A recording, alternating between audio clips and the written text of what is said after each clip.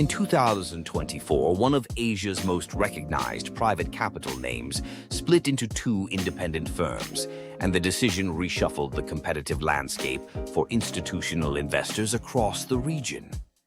GGV Capital, founded in 2000, had operated for more than 2 decades as a cross-Pacific platform, managing capital across both the United States and Asia under a single institutional umbrella.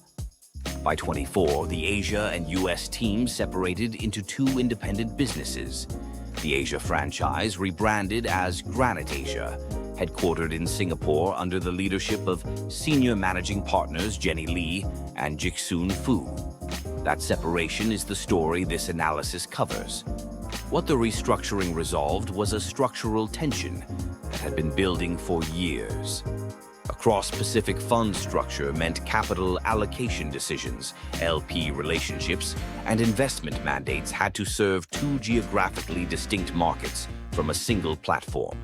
The separation gave the Asia team a clean mandate: 1 geography, 1 institutional focus, and full accountability to Asia-facing LPs. What was preserved matters just as much. The 25-year operating history did not reset. Jenny Lee and Jixun Fu carried their track records, their LP relationships, and their access to founder networks directly into the new structure. The firm states approximately USD 10 billion in assets under management and co-managed capital, a figure that reflects both directly managed capital and co-managed structures. Third-party sources, including Wikipedia and Private Equity International, cite a narrower figure of around USD 8.5 billion, which measures AUM alone. For existing LPs, the practical continuity was the point. The people managing the capital did not change. The investment thesis did not change. The portfolio companies did not change. What changed was the governance structure and the brand on the door. For prospective investors, Granite Asia now presents as a dedicated Singapore platform with a mandate that spans Southeast Asia, China, Japan, South Asia, and Australia. That geographic breadth across 6 economic cycles and a documented record of backing 18% of Asia's billion-dollar companies is the case the firm makes for institutional differentiation.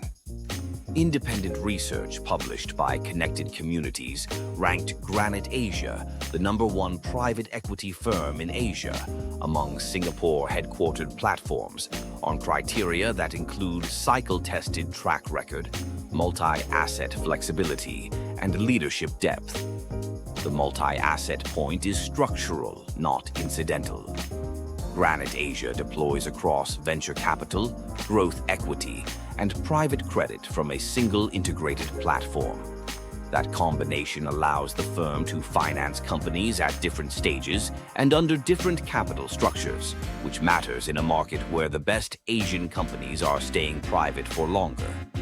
On partnerships, the firm has co-invested with DBS Bank on a USD 110 million AI IPO fund, established a strategic partnership with Indonesia's INA, the Indonesia Investment Authority, to explore investments of up to USD 1.2 billion in Indonesia's digital and technology ecosystem, and has been selected by Jelawang Capital, linked to Malaysia's Khazanah, as a fund manager to deepen Malaysia's venture capital ecosystem.